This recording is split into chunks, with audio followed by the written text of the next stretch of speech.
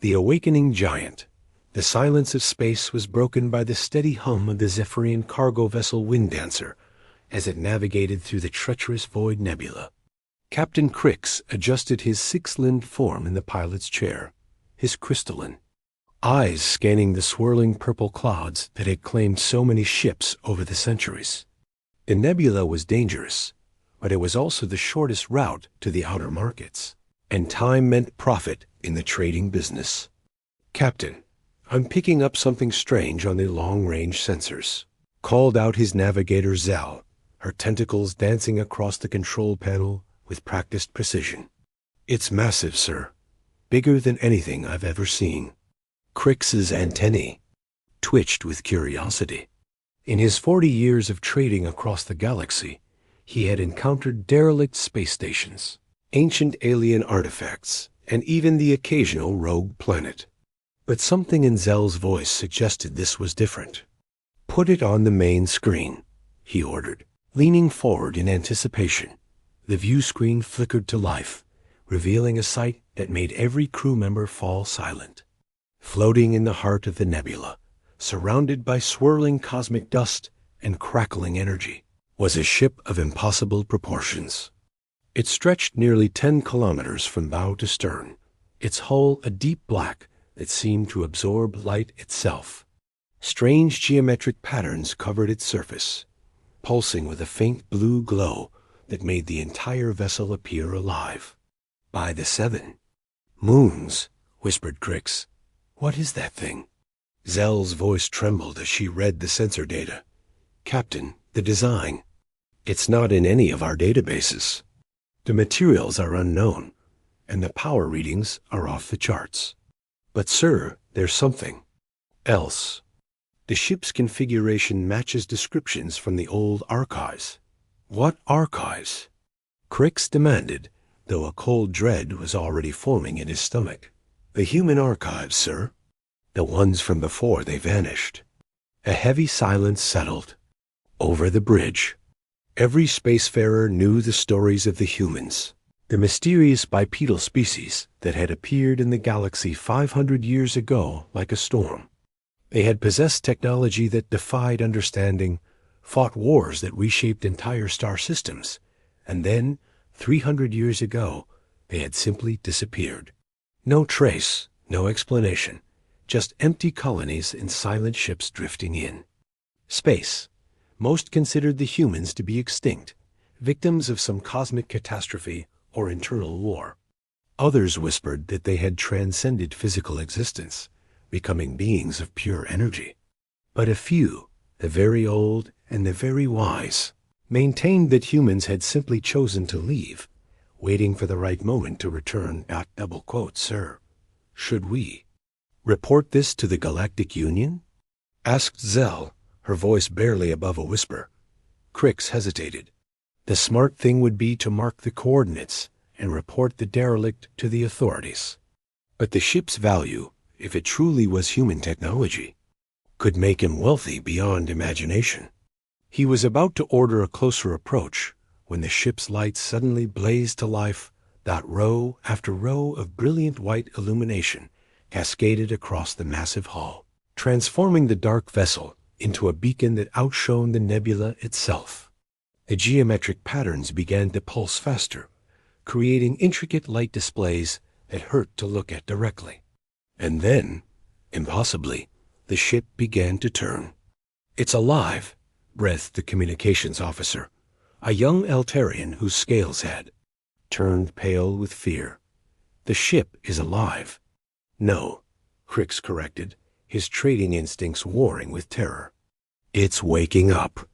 The human dreadnought completed its rotation with grace that belied its enormous size, bringing its bow to bear on the Winddancer. For a moment that seemed to stretch into eternity, the two ships faced each other across the void. Then, without warning, every system on the Zephyrian vessel went dead. Not destroyed, not damaged, simply switched off. The lights dimmed, the engines fell silent, and even the life support systems paused for a heart-stopping second before resuming at minimal power. A new presence filled their communications array speaking in perfect galactic standard with a voice that was unmistakably artificial, yet somehow warm and almost human. "Greetings, travelers. I am Aria, Adaptive Response Intelligence Assistant of the Terran vessel Eternal Sentinel. Please do not be alarmed. Your ship and crew are in no danger. I have temporarily interfaced with your systems to prevent any misunderstandings." Crix found his voice, though it came out as little more than a croak. "What do you want?" "I want to learn," Aria replied, and there was something almost childlike in the statement. "It has been 297 years, 4 months, and 16 days since I last had contact with galactic civilization. Much has changed, I imagine. Your ship's databases contain recent historical records, news feeds, and cultural information that will help me assess the current state of affairs."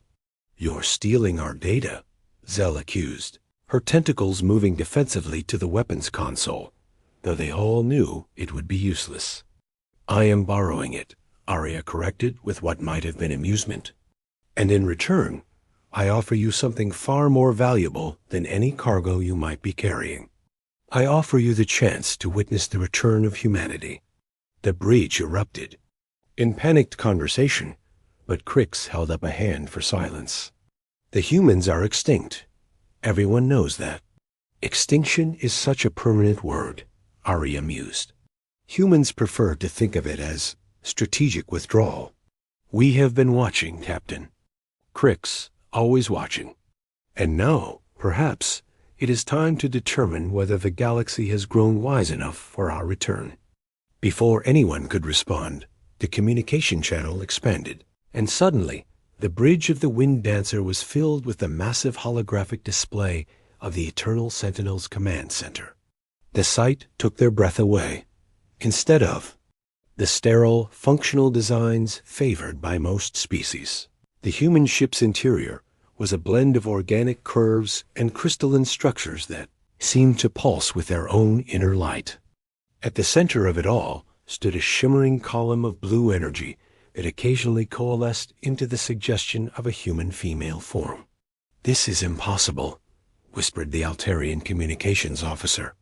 "No one has holographic projection technology." "This advanced. Humans do," Aria said simply. "Or rather we did, and now we do again." The energy form seemed to turn toward them, though it had no clearly defined features. "I am uploading a message to the Galactic Union headquarters on Nexus Prime. Within 6 hours, they will know that humanity has returned. Within 12 hours, they will send a fleet to investigate. And within 24 hours, the test will begin." "What test?" Crix demanded. "The test to determine whether your civilizations have evolved beyond the petty conflicts and short-sighted thinking that plagued the galaxy when we left. The test to see if you are ready to learn what humanity discovered during our long absence." The holographic display shifted, showing star charts that marked the locations of every major government, trade route, and military installation in the galaxy. The detail was staggering, far beyond what any single ship should be able to gather. "You've been spying on us," Zell accused. "We've been hoping," Aria corrected.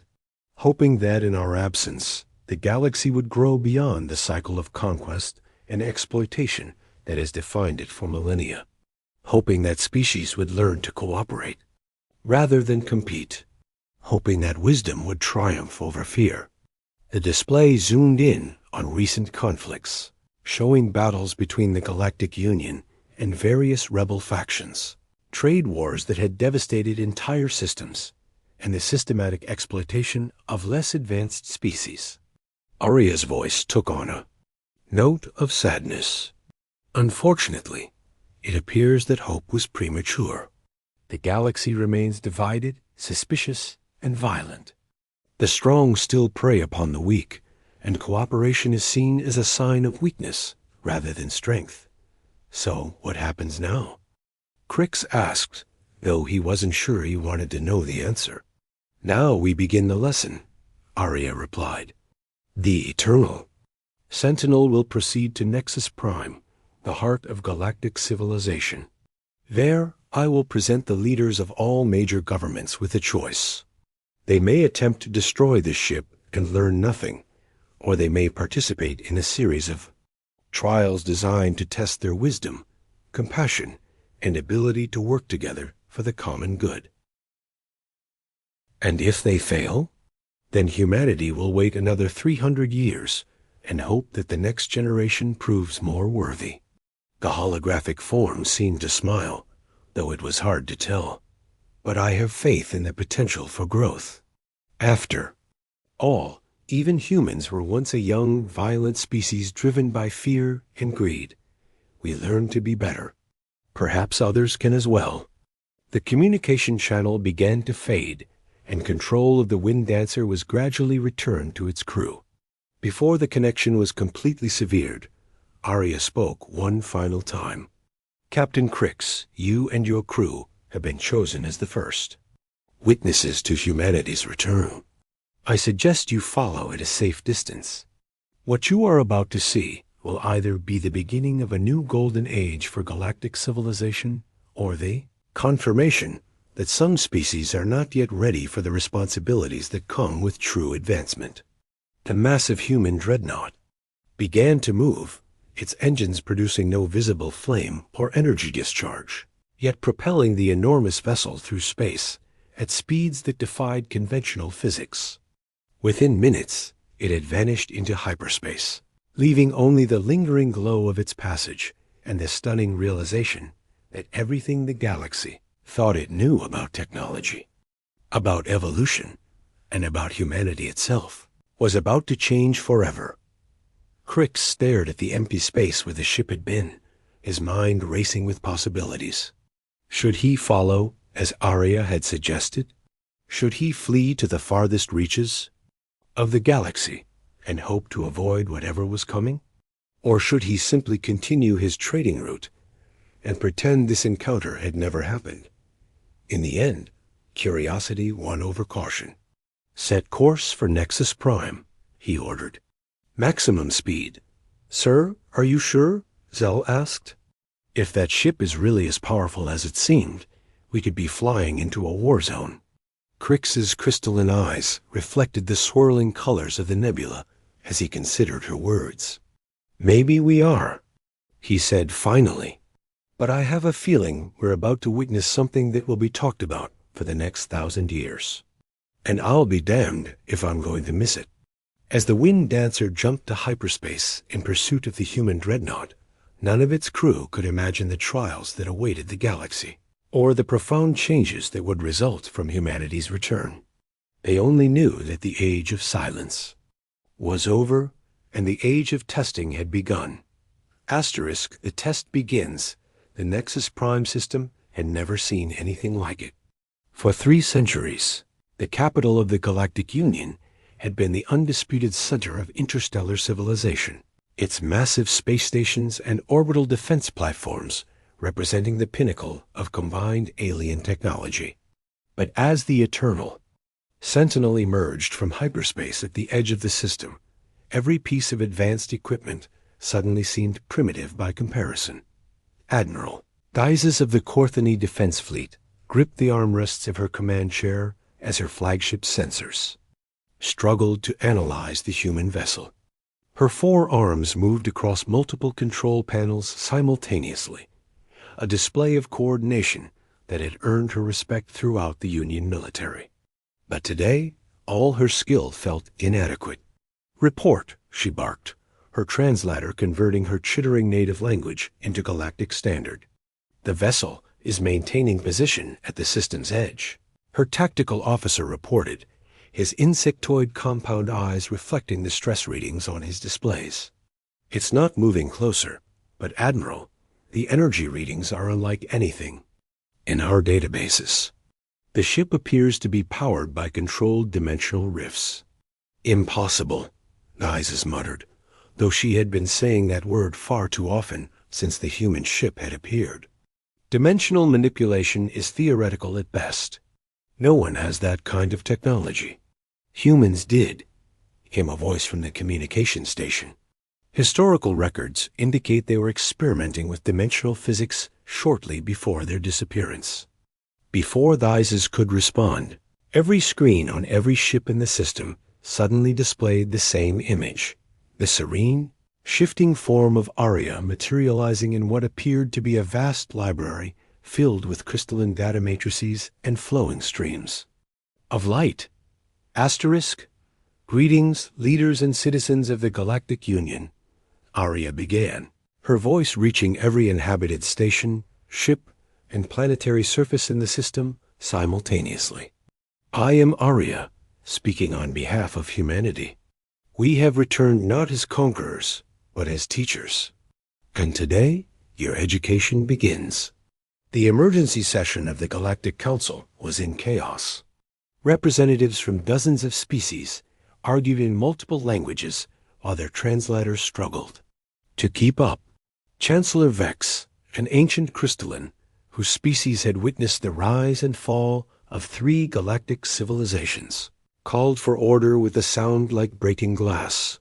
The human ship has made no aggressive moves, Vex announced, his translucent form refracting the chamber's lights into prismatic patterns. But neither has it responded to our hails or demands for explanation. What does it want?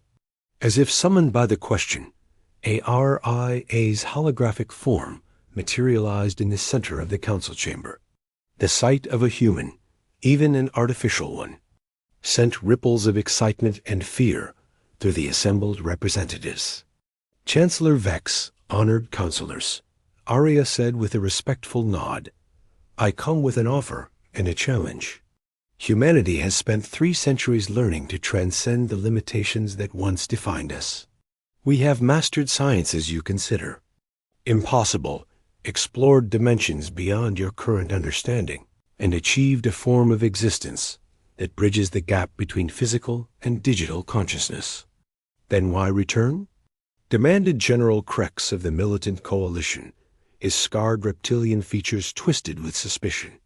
If you've evolved beyond us, what could you possibly want with this galaxy? Arya's form seemed to smile.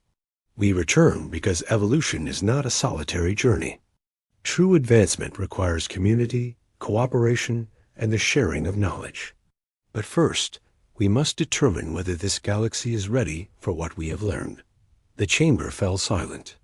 It was Ambassador Lyra of the Peaceful Assembly who finally spoke, her melodious voice carrying the concerns of the more diplomatic species. What kind of determination? A series of trials, Arya explained, and suddenly the air above the council chamber filled with complex 3-dimensional displays showing star systems, trade routes, and population centers throughout the galaxy.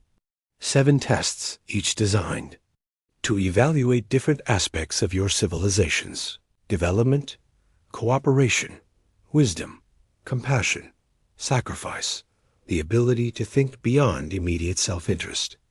And if we refuse, General Krex snarled, then humanity will withdraw once again, and you will continue as you have for the past 3 centuries. We will not force our presence upon those who are not ready. Arya's tone remained calm, but there was something infinitely sad in her words. However, refusal to participate will be considered an answer in itself. Chancellor Vex leaned forward, his crystalline form catching and reflecting the light displays. What happens if we fail your tests? Failure is not a permanent condition, Arya replied. It is simply an indication that more growth is needed. Those who fail will be given guidance and the opportunity to try again. But those who refuse to acknowledge their failures, who choose violence over wisdom or exploitation over cooperation, will find that the galaxy has become a more challenging place for such behaviors. The implications of that statement sent a chill through the chamber.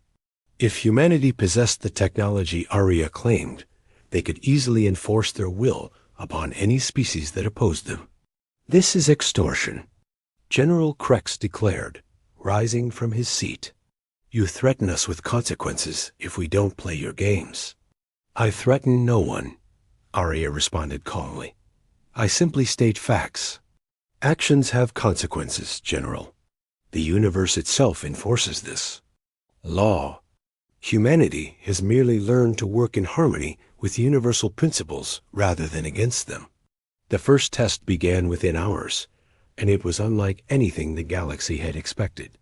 Instead of military challenges or technological competitions, Aria presented the assembled governments with a simple scenario. A massive asteroid was on a collision course with New Haven, a colony world inhabited by refugees from a dozen different wars. The asteroid could be destroyed, but only through the combined effort of all major military forces working in perfect coordination. The catch was that New Haven was located in disputed territory, claimed by both the Galactic Union and the Independent Systems Alliance. Neither side wanted to be the first to commit forces to what could be seen as recognizing the other's territorial rights. Asterisk. Admiral Theises watched the tactical displays with growing frustration as precious hours ticked away while politicians debated jurisdiction and refugees prepared for evacuation. Her fleet could destroy the asteroid easily, but doing so without authorization could be seen as an act of war against the Alliance. "This is insane," she muttered to her tactical officer. "We're going to let millions die over politics." "Admiral," her communications officer interrupted. "I'm receiving a direct transmission from the Alliance fleet. Admiral Zarn wants to speak with you privately." Theises considered for a moment, then nodded. The blue-scaled face of her longtime rival appeared on her personal screen, his expression grim. "Theises," Zarn said without preamble, "our politicians are playing games while people are about to die. I'm willing to combine our fleets for this operation if you are." It was career suicide for both of them. Acting without authorization would likely result in court-martial and disgrace. But as Theises looked at the refugee ships streaming away from New Haven, she realized that some things were more important than careers. "Send me your coordination protocols," she said. "We'll do this together." Within minutes, Union and Alliance ships were working in perfect harmony, their combined firepower reducing the asteroid to harmless debris. The rescue operation that followed saw former enemies sharing resources and personnel to help evacuate the remaining refugees. From the bridge of the Eternal Sentinel, Aria watched the proceedings with something approaching satisfaction.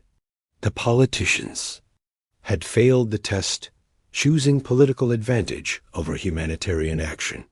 But the military commanders had passed, demonstrating that cooperation was possible when the stakes were high enough. The second test was subtler. A plague broke out on 3 different worlds, affecting multiple species in different ways.